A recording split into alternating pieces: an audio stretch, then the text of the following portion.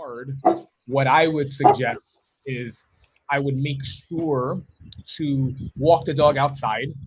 But if the dog is not making or relieving themselves outside, you want to be smart with the freedom or the reward that you give them when you come back, if you have the luxury of that yard. So what I would do is I would limit the relief to outside only, and then I would perhaps give the dog some playtime and freedom outside. That freedom might be in a more structured manner, only because I want to prevent my dog from running in the yard and then marking something. So I might start with being in the position to potentially interrupt when a dog is scanning. Another thing that can really, really help is when you're allowing your dog to be in the backyard, try to be involved in that yard activity. If you're just using the yard to take the responsibility of here's extra time while I get stuff done, especially when you're trying to change a habit, you're not really there to catch the habit, interrupt, or offer that coaching advice or information, which can be helpful to changing the behavior or the habit that currently exists. So instead of just using the backyard as like, hey, do your thing while I go over here, if there was nothing that you needed to work on, there's nothing necessarily wrong with that. But the fact that you are looking to change something, you want to be more involved. So keeping your dog busy and engaging and interacting with your dog while they are in the yard is a nice way to utilize the yard, but also be in a position to interrupt, to try to prevent the marking as much as possible. All right. We're going to move on to what are some tips for dealing with separation anxiety. My dog is getting even more attached now that we're home all the time, worried about when we go back to work. Okay. So a couple of things that we have to understand here is how to be smart about the way that we actually love our dog. Most of the time, and listen, I put myself in this category, and this is something that I actually try to work on. Most of the time, the way that we find ourselves loving our dog is purely for us in a way that doesn't consider the consequence of the way that we are doing it, which is essentially the way that we want to be doing it at the time. So what I mean by that, let me kind of elaborate. When we are home, we want to spend as much time as possible seeing situations from the dog's point of view versus our point of view, because the way that we view situations is not necessarily always the same as, and more often than not, I would say is different than the way that dogs view that situation. Understanding how dogs value space, understanding the meaning of space for dogs and how we control that, understand the value of creating limits and boundaries, and more importantly, creating time and space. One of the things that I try to provide for any dog that is living in my household or I'm working with is time and place. I want to be the watch or the clock for that dog, where the dog is looking to me, and it doesn't necessarily need to be actually looking to me, but the dog is seeking out my direction to determine what time it is. Oh, is it time to play? Okay, cool. Oh, is it time for affection? Oh, it's not? Okay, cool. Would you rather me be doing this? Okay, thanks. And for me, if I find that I'm trying to interrupt my dog from doing something that I deem is maybe inappropriate for the moment. Now, keep in mind, inappropriate for the moment does not need to be a bad thing. It could just be contextually inappropriate. Right now, I don't want you doing this. That behavior is not wrong. I just don't want you doing this at the moment. I would rather you do this. If at any point during that time, the thing that I would rather them do or me interrupting them from what they are currently doing is difficult, then I kind of create a mental checklist. And that checklist is what I say, okay, that's something that I can work on. Me interrupting this behavior was something that I struggled with. How can I set myself up to be able to do this successfully? What do I need? What do I need to work on? On the flip side of that is if I have no problem interrupting, but the thing that I would rather the dog do successfully, I'm having trouble getting them to do that or getting them to understand what I'm asking. Then I go, okay, my dog clearly doesn't understand this. How can I set myself to make this better? How can I practice, more importantly, this is important, outside of the areas that I need it? How can I set myself up to teach my dog what it is that I want so that when the time comes that I need it, it's easy. And the dog goes, oh, we practice that all the time. Yeah, I know how to do that. You want me to do that here? Thanks for letting me know. So we have to be able to set ourselves up for success. And I think that's one of the beautiful things about a lot of the stuff that we teach are the fundamentals. The fundamentals set you up to be able to do these things. These fundamentals are things that we need regardless of whether you're working with an anxious dog, an aggressive dog, a resource guarder, fearful dog. All of these things are really, really important, and understanding how to be successful with that is important. Yeah, so great. Let's get into some of our questions while we're at it here. We're talking about basically your 3-step fundamental communication system. That was a good question to start it off. And one of the things that we really like about your training style is that you are able to break things down in a way where people are understanding of where you're coming from, and everybody can understand it, not just somebody who has been a dog trainer. You don't have to be a dog trainer. You can just, start from scratch and then build on that. You made it really affordable lately for your lessons online and that 3-step fundamental system. What do you hope for dog owners to get out of this system? And what is something that you've seen dog owners get out of it? Get out of the system. Yeah. So currently what we're doing is, one of the things I've been saying, and the ways I've been responding is right now more than ever, it's important for one hand washes the other. You know what I mean? So us being able to try to support one another as much as possible throughout this pandemic and this times, I think are really, really important. So one of the things we've been trying to do and brainstorm throughout this is, how can we make the best of this situation, and understanding that, at the moment right now, our facility doors to our training facility, we have a 2-floor training facility in New York City, are closed at the moment. So how can we still continue to provide help for people that need it? Because now more than ever, when you're locked, or you're limited on how you can interact with your dog, or what you can do, or the way that you normally interacted with your dog is different, we have to be able to do something about that. So we recently put out a 3-step fundamental communication course. And with that course, what we're doing, it's a course that's valued at $200 that we actually put on sale for only $19.99 for up until April 9th. So throughout April 9th, you can purchase it for that. And the reason for that is, we understand that right now times are tough, and we want to be able to significantly reduce the price so that it can be more affordable for people. Because I think right now, this is the material that is in that is material that people can greatly benefit during these times. But at the same time, we're looking to put it at that cost so that they can help us as well, because I think this pandemic has really affected a lot of people. So when people ask what is it that I would like them to get out of this course, that I think is most value, that provides the most value with this course, is seeing beyond the fundamentals, or understanding what the fundamentals can do at advanced levels if you understand the process behind it all. So what we've done with this course is, we've really set up a lot of fun obedience commands and tricks and games and ways that you can interact, build a relationship, and communicate with your dog, which are all pros and benefits. It really creates a dog that becomes addicted to wanting to listen to you, because listening to you pays off. But the formula for how we do it on a fundamental level is the same thing for when we get to the advanced steps. So if there were any takeaways from the fundamental course, what I think is probably most valuable is understanding how we give meaning to things. And we do that in a very basic, fun way. So people who are purchasing this course, who are maybe everyday dog owners, who are not professional dog trainers, can have fun making mistakes and learning through the fun reinforcement-based games that we teach.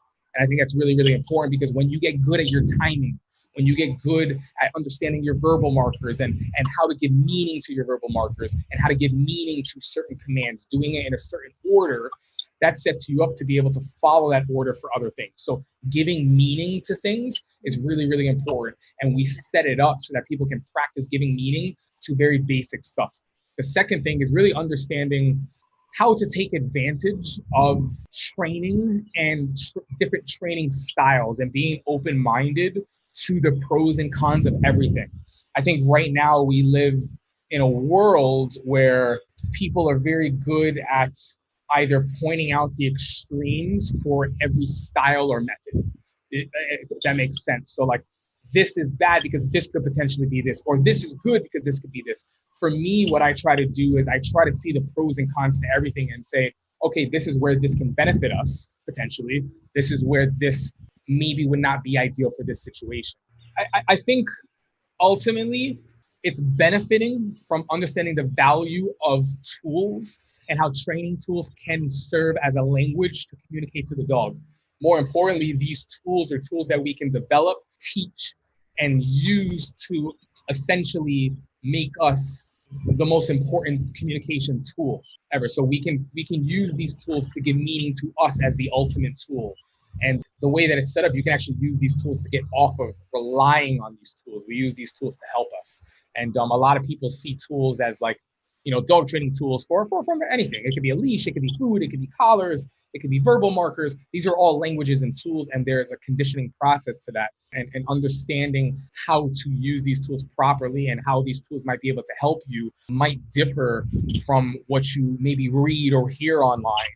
And I think that's really, really important because so many people are getting deprived based off of what they read and they hear, and they want to do what's right by their dogs. And they hear, oh my gosh, this might be bad or this might be good, but they don't see the potential con or the potential pro of those specific tools. So I think calling a spade, and my training colleague, Tyler Muto, uses that a lot, talking about things openly for what they are, what they aren't, what they could be, what they could not be, you know what I mean? Or what they could be and what they could be here is really, really important. And from an education standpoint, it's important to have these conversations so that we can be honest with people instead of shying away or hiding stuff from people. I think that's important. Yeah, I think a lot of just in the rescue world, I'll just speak for our rescue, but a lot of rescues hide certain tools that they're using because they're afraid of the image that it projects.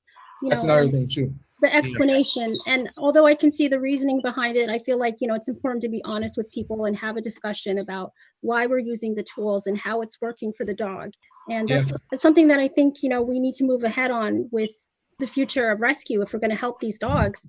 Sure. The cool thing is I think the times are changing and people are starting to catch on to limiting approaches or limiting methods where, listen, I'm a huge fan of certain things, and there's a lot of things that are currently at the moment like politically correct and things that are not. And for me, I just try to sit back and say, okay, this is what's really important. This is valuable and helpful here, and here. But I'm also very real with my clients of where it might not help you or where you might be limited and where something else can help in addition to what you're already doing with that. I think that's really, really important. Just going back to the three-step fundamental system, you break down the conditioning system and the science behind it. Yes. A lot of positive only trainers will only focus on, positive only conditioning, 2 of the quadrants. Why do you think it's so important to talk about all 4? The first thing that I would like to point out, and I was kind of like getting to that just before that, because I think it's a great question, is that I want to be very clear. While there are some people who are more than some people who are very extreme with this way versus that way, and there are complete opposite extreme ends of the spectrum, I'm not knocking this or that. I'm trying to really find that happy medium. So I want to start off by saying I'm not knocking reinforcement or positive reinforcement or anything. I think it's extremely helpful. It's extremely valuable. And if you see our fundamental course, the majority of our fundamental course is reinforcement based. So it comes from understanding how to work your dog for food, how to do these things, how to teach markers, how to benefit from those things. But depriving people or clients or our dogs from understanding the other quadrants of operant conditioning or understanding what they actually are is really, really important, because sometimes you're just scared. You want what's right for your dog. I don't think there's no one out there that's in it to like hurt their dogs. People aren't rescuing dogs on average to like hurt their dogs or do harm. Like, we all love dogs and we want to help them. The things that you like, you want to know the ways to reinforce that, because what reinforcement is going to do is it's going to get more of that behavior. So the things that you like, you want to be in the business of reinforcing. The things that you don't like, you want to know how to punish, because the definition of punishment is anything that the dog does that decreases the likelihood of the dog repeating the behavior. So I think too many people are spending time on the conversation that is silly, or the topic that is silly is, does punishment work? That's the wrong question to be asking, because the definition of punishment is anything, keyword anything, that decreases the likelihood of the dog repeating the behavior. So punishment works. You just have to understand how to punish. And if you're attempting to punish, is it actually a form of punishment? Did it work? Did it decrease the thing that you don't like? For example, when you're messing around with positive reinforcement, what goes hand in hand with that is you're looking at positive reinforcement. You're also looking at negative punishments.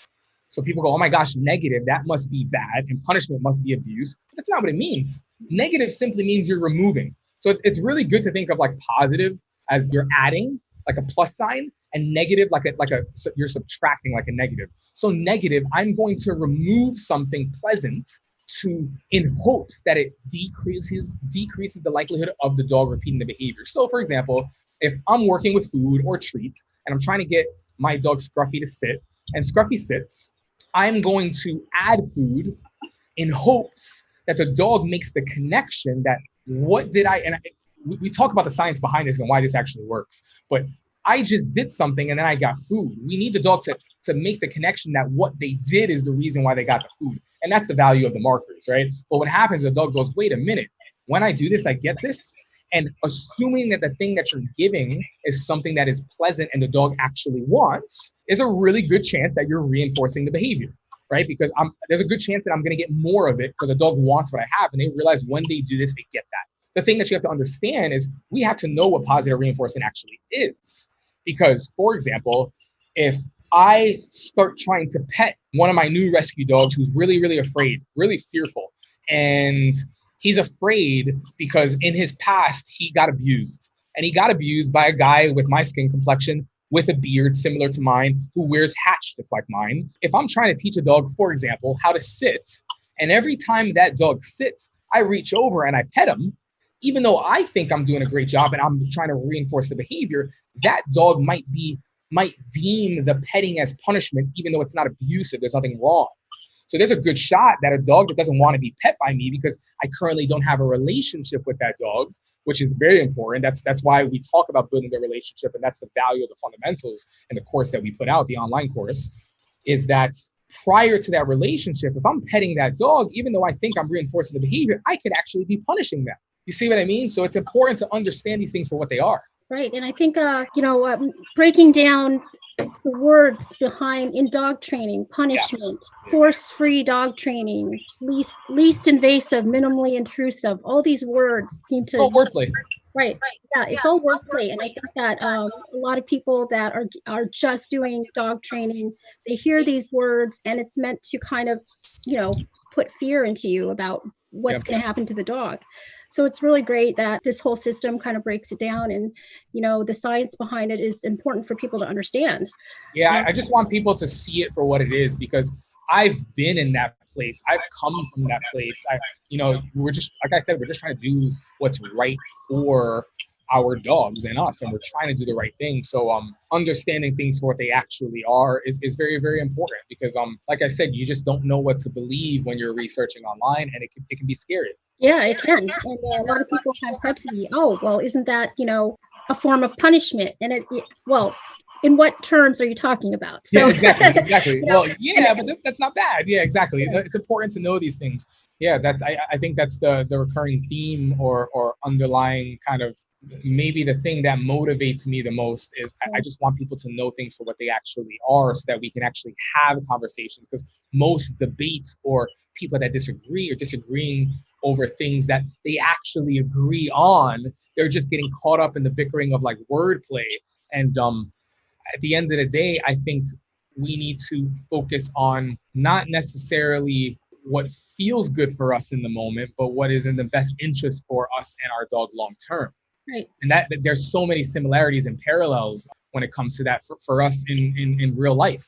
There's some things that feel better if you're in college and you want to go party. It's going to feel better to party right now, but the long-term effects that might have could be detrimental to my grades or something. You know what I mean? It might feel good to just snack on this junk food, but there might be effects to that. You know what I mean? So we have to look at what is in the best interest for our dog, and sometimes that is different from what we personally want for us. And I think that's important for a lot of people that are rescuing dogs to understand. I gave my buddy this advice the other day. A lot of people that, before I got into the dog stuff that I went to school with, college with and stuff, they know me as like the dog guy now, ask these questions. They go, hey, I saw this dog, or I saw this, and I want to rescue it. I just love the way he or she looks and this and that. And the one thing that I'm consistent with them on is, let me ask you a question. Right now, you're looking to adopt a dog, and the characteristics of that dog suggest that it needs help. So if you're rescuing the dog, by all means, rescue it, because these dogs can be helped. But are you rescuing a dog because you're visualizing the things that you want to do with that dog, not understanding what this dog needs when you rescue it and the responsibilities and the problem solving that you're going to need to take on. So one of the things I tell my friends is, listen, are you in a good place with your life right now?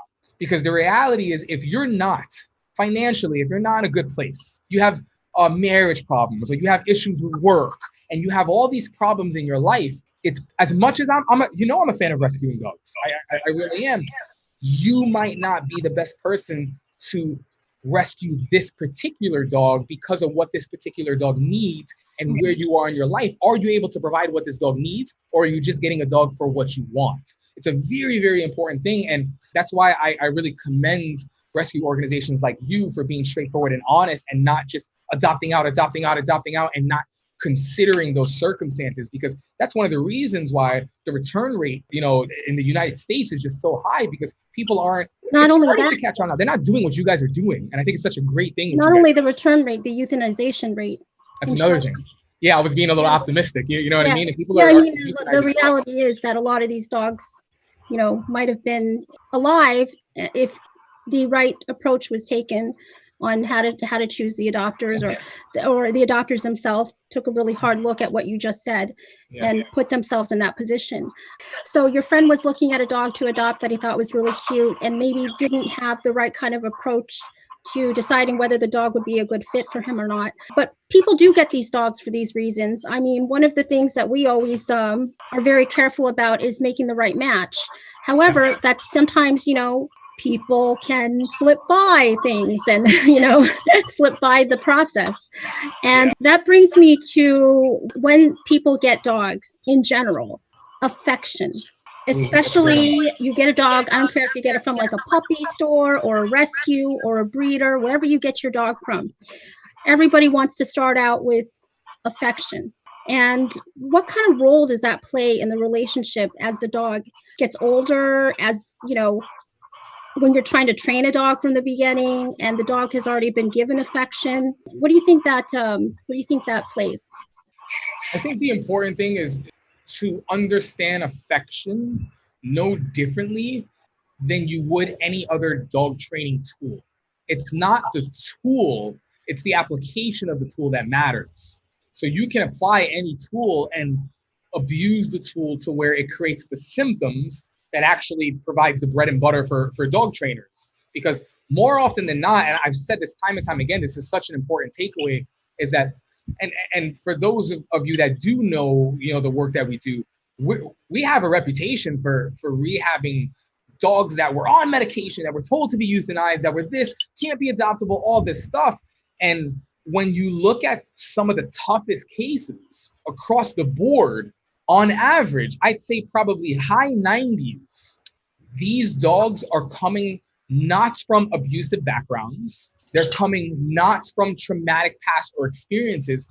They're coming from people, families, or individuals that love their dog, that don't understand what they're doing or what they're unintentionally reinforcing. A lot of the bad stuff that you see, and this is one of the biggest misnomers, if I'm using that word correctly. I watched this comedy the other day talking about how I don't necessarily know if the word makes sense with that, but it sounds right, so I'm going to use it. But you guys has a nice ring call to me out on it. Kind of ties everything together. Listen, it sounds good, guys. It sounds good. But one of the biggest misunderstandings right now is that the belief that these bad dogs were trained to be aggressive, or this dog was trained to be this or this way, or oh my gosh, the dog is afraid, it must have this. No, most of the dogs that were coming through our doors before we had to close the doors due to the pandemic are coming from people that love their dogs. This is important because it's the majority of us. Bad dogs are coming from good people. Yes. Right.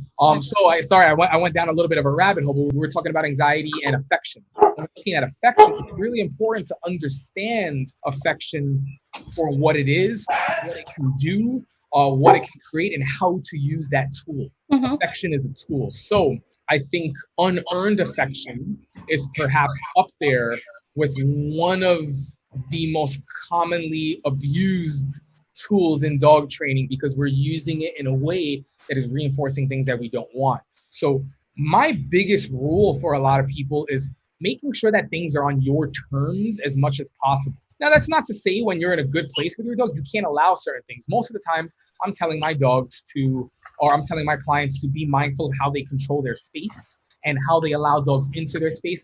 And when we choose to give affection and what we're giving affection for is important. We have to be mindful of these things. Most of the time, people are giving affection for no reason, for free, or in the dog's mind for doing the wrong things without even realizing it. So we have to be on top of what we're giving affection for. Are we giving the affection for the right behaviors? And how are we giving the affection?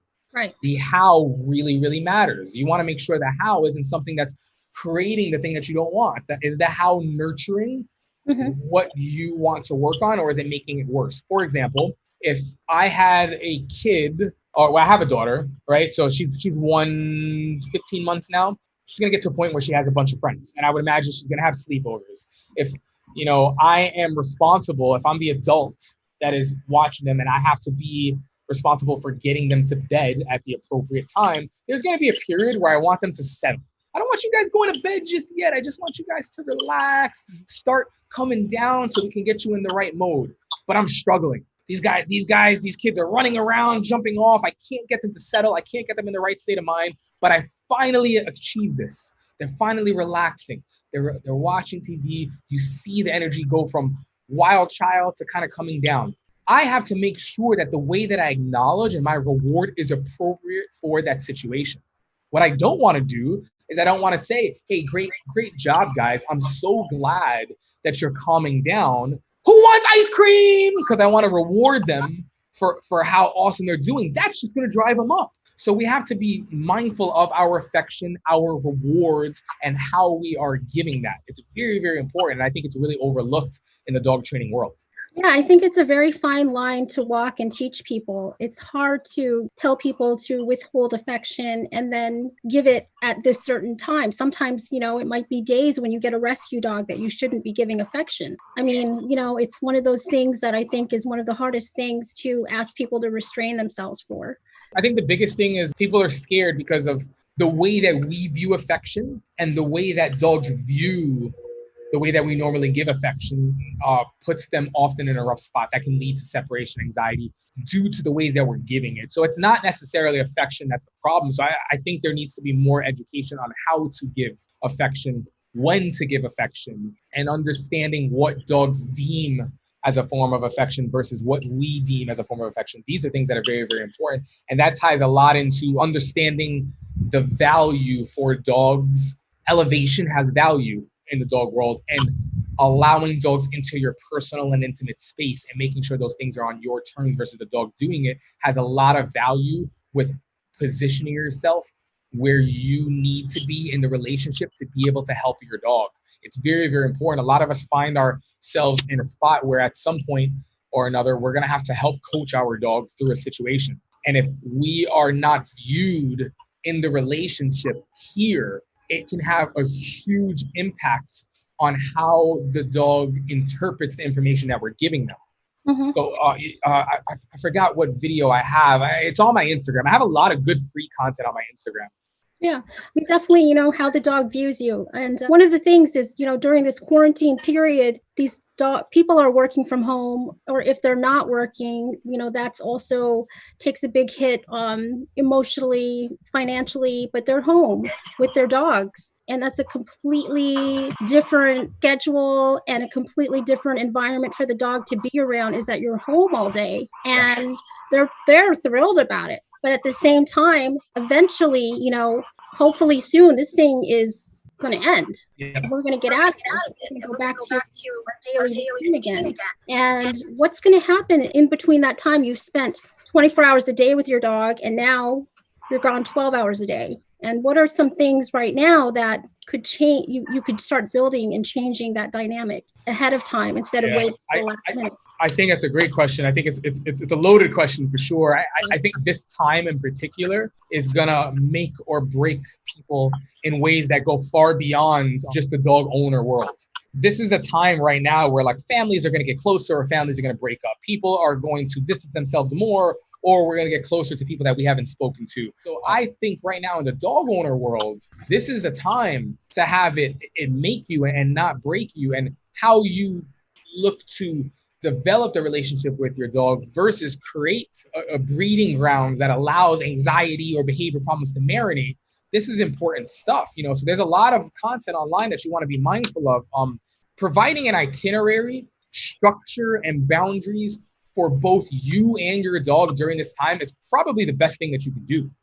A routine and a structure, whether that's now we're going to play, now we're going to have our affection, this is when we break from affection, this is when we do this, now we're going to go for our walk, this walk is going to be calm, this is when we're going to go eat, but I want you doing this when we do this. The more order that you have in your life, the better it is for us. You want to keep busy, you want to keep your dogs busy, and now's the time to do that. But the people who are sobbing and moping and just blaming everything else, and then what they're doing is they're taking their dogs and they're bringing their dogs and making their dogs a part of that, and then their dogs are what they're throwing all their problems and their sorrows on top of.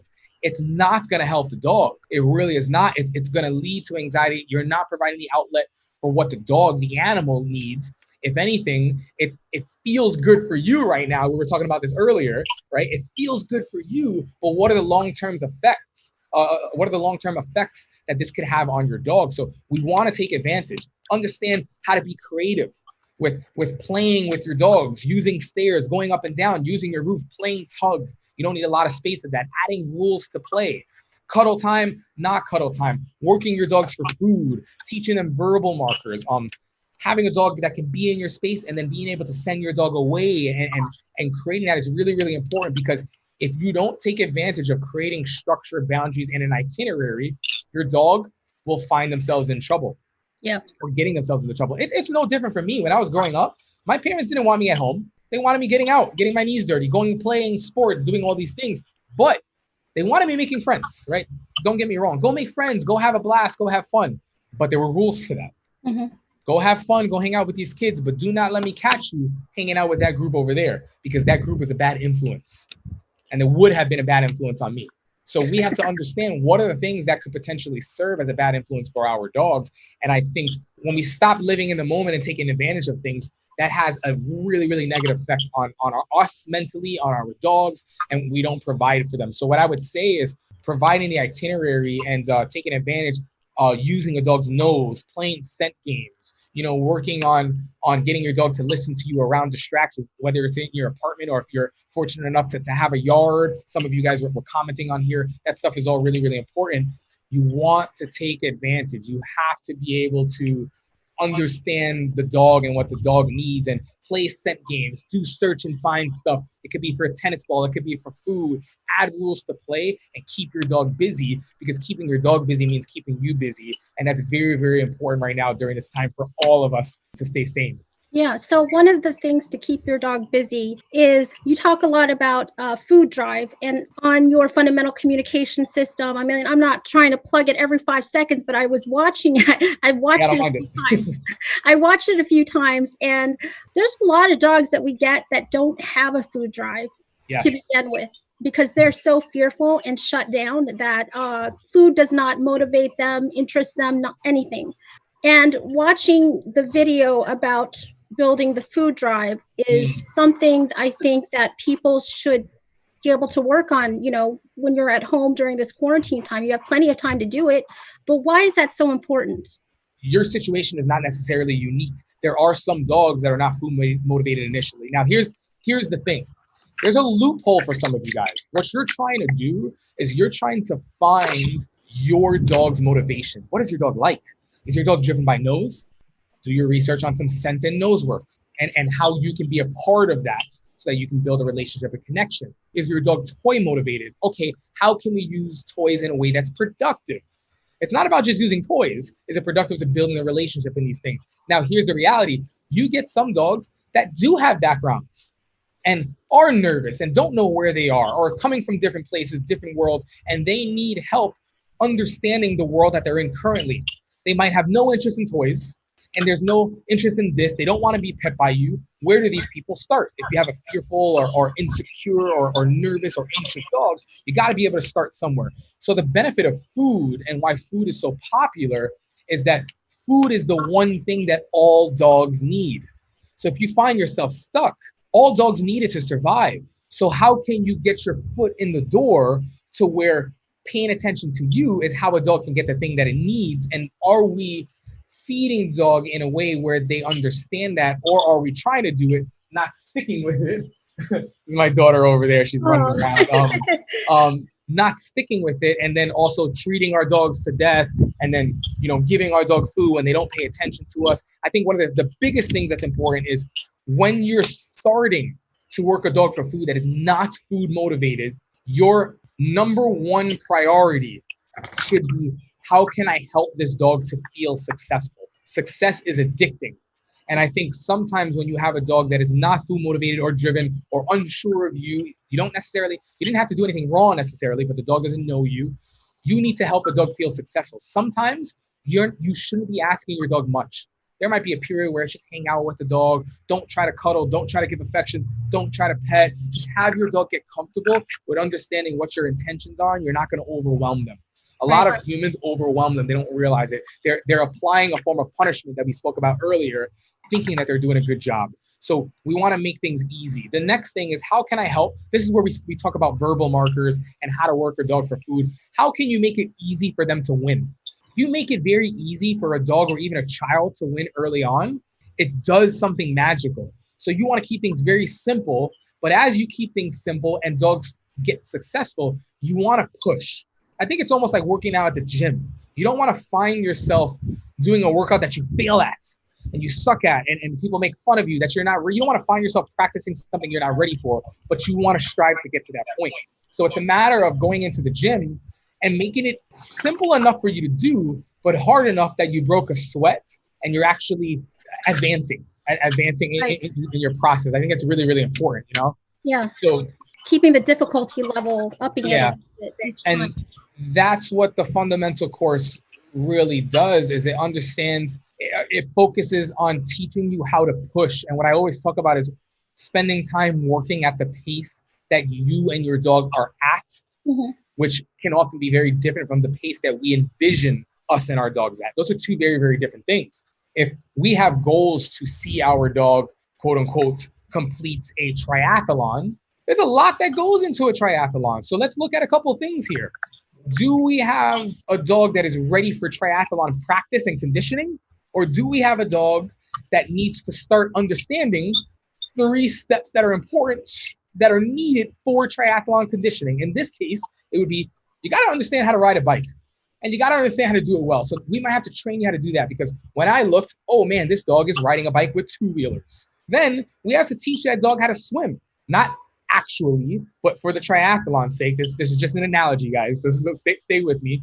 Are you a good swimmer? Are you triathlon swimmer, or do you know how to like doggy paddle? Okay, we have to focus on that. And then, do you have good form when you're jogging? Is walking a mile really hard for you as a dog? Or are you ready to kind of, do these things? So if the reality is that you're here, that's fine. But that's our starting point. How can we help you to be successful with the basics so that you can feel good about yourself? That's what's important. We have to make sure that these dogs can feel success. And you have to make it easy enough for the dog to be successful early on before you push them. If you push a dog too soon and you don't understand what the dog deems as a push, that's where good people end up setting the dog back because they don't realize what they did. Yeah, it is really sad to hear about these cases when they could have been prevented beforehand. And that's one of the things that, our rescue likes to start out the dogs. If we're getting them with our fosters, we like to do a little food work and build food drive and get them walking on a leash. These are important things.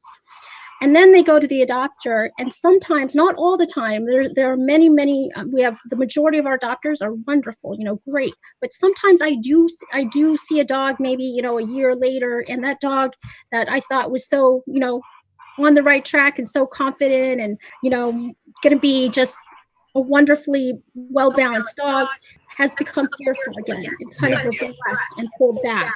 And that's kind of, surprising sometimes to me, because I always think that dog, in the right hands, they are with the right people. But perhaps, that foundation stuff could be worked on. But why do you think that is the case with some dogs that go into homes?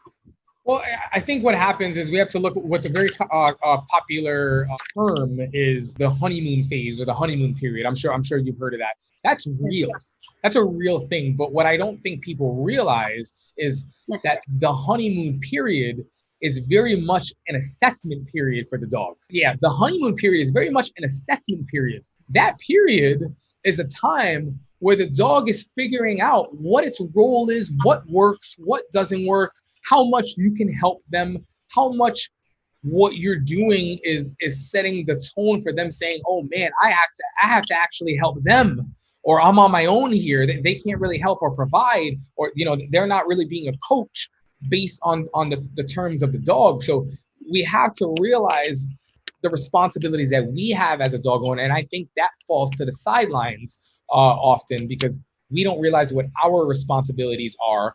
And here's the reality: dog training and the structure that you provide is no different than working out at a gym. You can get a beach body, and might have been harder to get to that point, but you still have to maintain it. Once you have it, if you go back to a crappy diet, if you go back to not working out in due time, the results are not there. It's the same thing for showering.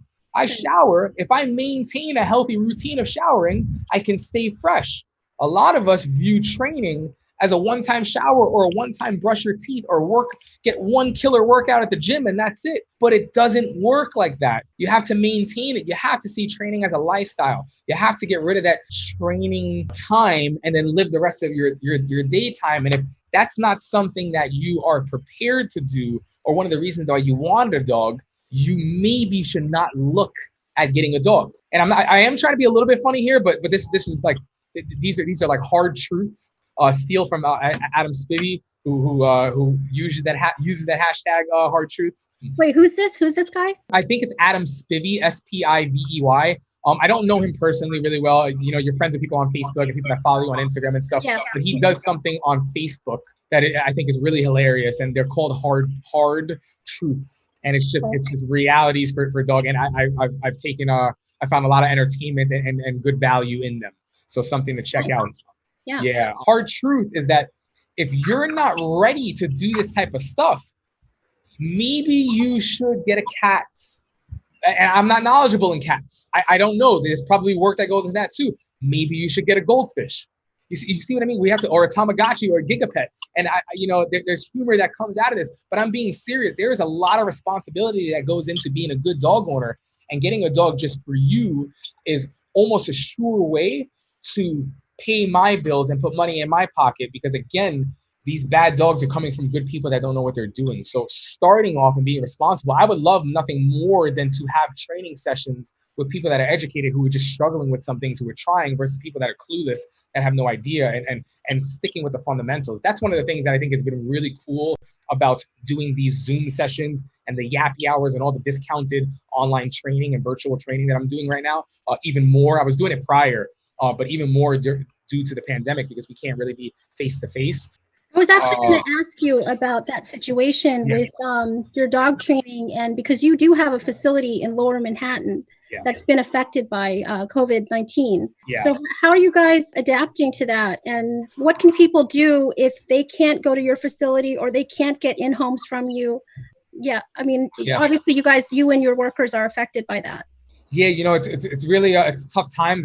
Like I said, I'm just trying to make lemonade. We're doing more online training, online sessions, trying to get that going at a higher capacity than we were previously. Before, this was something that would be limited, even though there was the demand for it, because we were busier with a lot of the other things that we're doing. Now we're not busy with that because we had to close our doors. We've been closed for 2 weeks now,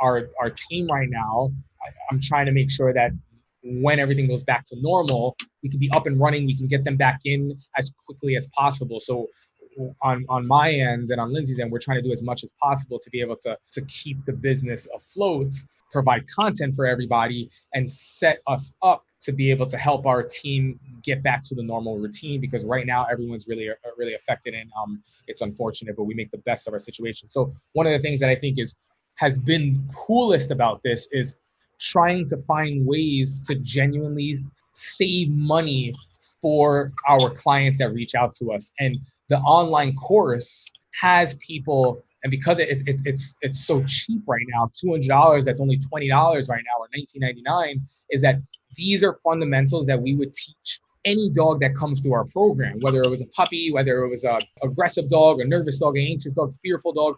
These fundamentals are things that we would teach regardless, so that we can work on the specifics of what that dog needs and be prepared for that. And a lot of times prior to this and prior to the course is a lot of the Zoom sessions were us going over these fundamentals, and I wanted to just dive into their problems, but they weren't ready. A lot of people needed triathlon help, but their dogs and them needed to still learn how to ride a bike, still learn how to swim, still learn how to jog with proper form. So because we can say, hey, before you spend the money to, do an online virtual training session with me, or split the cost for a yappy hour with some friends and just talk dogs and help you guys out, take advantage of this fundamental course, take your time, get to a good spot with this, so that by the time we have our session, we don't have to spend your money on the fundamentals that's already there for you at a cheaper rate. It's already there. So take advantage, get to a good spot, and then we can dive into your specifics. Or if you're struggling with fundamentals, we can go into the specifics instead of starting at stage one. So I think that's been one of the coolest things about the online stuff right now, currently, especially with us reducing the cost, is that we're diving into problems much faster than we were before, because so many people have been able to take advantage of the course. And that's real. That's not even that's not a plug-in for the course. No, it's not. And look, guys, I mean, awesome. The reality is that everybody's doing, what they can to survive this pandemic. But what we can do and what we can control is within our own house and within our own family. We can, support small businesses. We can support places that have been shut down. We can train our dogs right now. There's opportunities there. And I think that course is a great way to start out. I would give it to I'd make every single one of my adopters from now on, start with that course. That means the world to me. Thank you. Yeah, I absolutely would. And I think, I think it can improve a lot of relationships with not just obedience, but just relationships in general with their dog. So, at the end of all this, when you have all this, I think a lot of people envision this like scenario, or like they have this visualization of what it would be like to have this awesome dog, perfectly trained dog. I can do this. I can take my dog to the barbecue. I can trust my dog off leash. We can go on these hikes. But then when you find out that you don't know what goes into getting your dog to that point because you didn't get lucky, or your dog has strong prey drive, or your dog struggles with this, that doesn't mean that you're doomed. You just have to know how to work with that. And I think a lot of people visualize this dog and then find themselves in a place where, because their dog pulls on leash or does this or does this, now their dog is living a life where the same way that people are feeling contained from the quarantine and the isolation right now, where I'm going crazy, I just have to get out. These dogs were living that way for quite some time. They were bored. So now I think it's such a beautiful time for us to really put into perspective how our dogs might have felt. And okay, I need to provide, I need to do more with you because I'm going crazy, and you've been doing this for how long? So it's a beautiful time for people to see how dogs are really living and take advantage of the situation. And when the puppy is very nippy and bitey, how can we curb that behavior? That's a common question that we get sometimes when we adopt puppies out too, is that they're nippy, and how do you handle that? Yeah, well, the biggest thing, I'm going to try to keep this short and sweet, right? We're going to give like practical tips now. You want to work on being able to interrupt. It's very interrupt and override. You might not start with nippiness. What is an easier way for you and your dog to be successful with you interrupting something in another area where you might not need it? Because if you're successful with interrupting that, you can transfer interrupting to the biting. The other thing that the other tip that I think is very, very important is, what is very popular advice is give the dog something for them to bite on. I agree with this. However, you have to be very mindful and aware and make sure that what the dog did first in the sequence, which was nip, doesn't result in them getting something that they can bite on. Because if I know that I happen to love massages, right? If I know that every time we go out drinking and when I get a little bit drunk or tipsy, I get beer muscles and I try to fight people. And one of the ways that Gina helps to try to calm me down is by giving me a massage. Hey, relax. You don't need to fight. I happen to like massages. So if I know that every time I try to fight people, Gina's going to come over and try to give me a massage to cool me down, I got news for you. We're going to go out drinking every night and I'm going to try to fight people because I love massages. So you want to make sure that if your puppy is biting, that you're not the one that for biting replaces it with something better without that interruption and that break. You want to be able to interrupt, maybe move a dog out of your space, right? maybe ask for something that's more appropriate and then reward them with something that they can bite or doing the behavior that is more appropriate. We have to be mindful and aware of how we apply our rewards and our reinforcement. What are we reinforcing from the dog's point of view? Best tip I can give you. Great. How do you deal with dogs that bark and whine when they work for food? How do you correct or hold out? Great question. Great question. Again, we have to look at what whining is a result of this being new and them, just learning how to settle. That's one thing. How are we rewarding? You want to be mindful, or you just want to make sure that you're not rewarding in a way that is yesing or a terminal marker.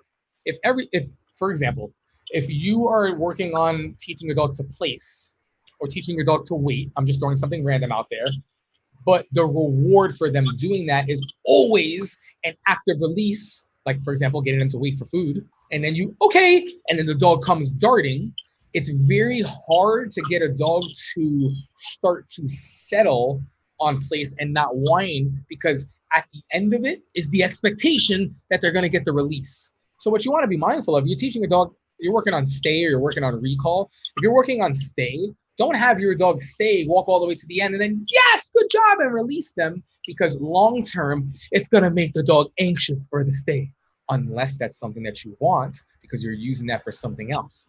Again, we have to understand how we do that. So how you deliver the food is very, very important. Sometimes you're working for food, you're a good marker and bringing food to the dog and focusing on them holding a physical position and rewarding for that is going to be valuable to help them understand getting food is something that you do when you settle. So I'm not only giving them food when they stop whining. If I see that they're doing something that's better and is gravitating toward that direction, I'm going to look to nurture that. And the way that I nurture it is not going to be with an active release. A lot of times with the whiny dog, I'm trying to get rid of expectation, but I'm also trying to acknowledge a dog that is heading in that direction. So the way that you mark and reward and how you do that is very, very important. And that's something, again, that we cover in the course. I don't want to go down that rabbit hole, but I would say don't focus so much on getting a dog that's not whining at all. Focus on a dog that is being successful and heading in the direction of better, and be consistent with what you do and how you do it. The order of what you do. If it's around food and you want your dog, for example, maybe not working for food, or maybe staying in the position and waiting until the food is prepared, put them in the area where you're going to bring the food bowl to them. Little things like that. Or when the dog comes to you, focus more on goods and less yeses. The state of mind matters. So if you have a dog that's like this, your priority should be working on the dog's state of mind. How can I nurture or alter? How can I nurture the state of mind that I want? How can I alter the state of mind that is not ideal for right now? Yeah, I think a lot of people, when they're working their dog, forget to praise the good, that positive. Yeah. Acknowledging is so important, and being able to acknowledge in a way that doesn't ruin what you're working for is very, very important. So, that's why these fundamentals are important, because by the time we get to the advanced stuff, if we're doing it the wrong way, it hurts us, or it could potentially hurt us. Sometimes we get lucky. I've done a lot of stuff in my life and continue to do some things in my life with dog training where I get lucky. I'm experimenting. It's like, whoa, that worked out the right way, or that didn't turn out right. Why was that? And you figure out later, or you watch another trainer and they might be talking about something different entirely, and you go, ooh, they did that, but I realized what happened. So it's good to always keep learning. Yeah, and keep learning, everybody. That's really even myself. I just finished telling my wife, Ivan Balabanov, I'm shooting a video right now for a process that I'm doing with this dog, and it turns out that Ivan, who's another reputable trainer who's known more for a sport dog world, but he does pet dog stuff as well, has a course on it's like chase and catch, which is relationship building and stuff through play, and then out, which is done a different way. I've never had trouble with out. I have a way that is already filmed that I'm doing it, but it's like, wow, I want to learn how someone's doing something different, and what do I like, what do I don't like, what can I use, what can I not use. It's just about learning, and what better time right now when we're trapped at home than to learn from other people. Absolutely. You can't attend seminars. You have these online seminars. Take advantage. These online people doing free lives, people charging. I paid for these 2 courses. You see what I mean? Because I want to keep learning, and we have the time. Are we going to be productive with the time, or are we going to blame, and how is that going to affect our dog? I want to be productive. I want to keep working. Yeah. It's nice to see that you look outside of the pet dog world and you look into another genre to try to expand, your knowledge and apply it to what you do. And ultimately, I think that's why we're doing the 3 days of dog challenge, because we want people to expand outside of their knowledge than just sitting at home with their dog and taking their dog on walks. There's so much more fun you could be having and learning about each other. And I'm looking forward to it. I know Jason Cohen and Brett Bailey, they're going to be speaking, and I'm going to try to, be there and ask questions and just listen and just obtain the knowledge. You know what I mean? Because we can all learn and continue to learn from one another, regardless of where we are in our careers or what we're doing. It's just important. And at the end of the day, I think we're all in it for the better of the dog and dog owners and dog lovers. So education is really, really important. Yeah, thank you so much for joining us today and taking time out of your schedule. So I just want to remember everybody to go to Consider the Dog. I'm sure that Blake will also take your messages if you have any questions.